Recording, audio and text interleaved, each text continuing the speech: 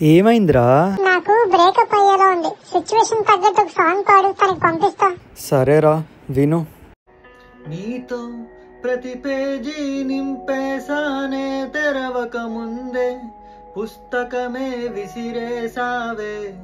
నాలో ప్రవహించే ఊపిరివే ఆవిరి చేసి ఆయువునే తీసేసావే. నిన్ను వీడిపోనంది నా ప్రాణమే, నా ఊపిరినే నిలిపేది నీ ధ్యానమే.